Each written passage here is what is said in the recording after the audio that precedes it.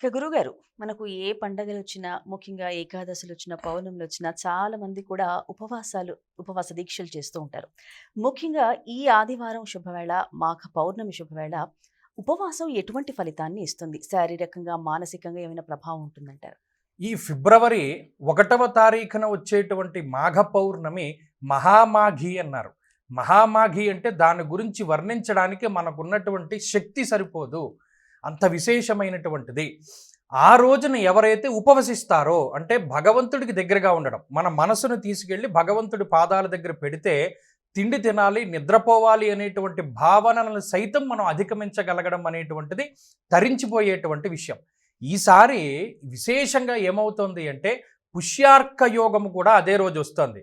మాఘ పౌర్ణమే విశేషం అనుకుంటే ఆ పౌర్ణమి ఆదివారం రోజున రావడం, ఆ పౌర్ణమి ఆదివారం రోజున పుష్యమి నక్షత్రం ఉండడం, దీన్ని పుష్యార్క యోగంగా చెప్తారు. ఇది అలభ్య యోగము అంటే ఎప్పటికో కానీ అసలు ఇటువంటి యోగాదులు అవి పట్టవు.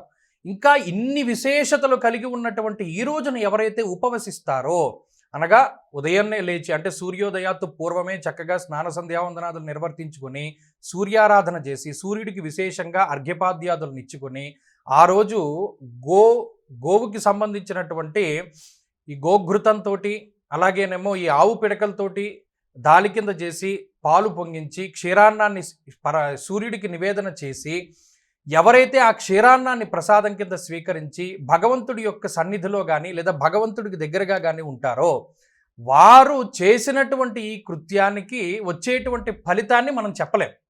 మాటతో వర్ణించి చెప్పలేనటువంటి అక్షయమైనటువంటి ఫలితాన్ని వారు పొందగలుగుతారు.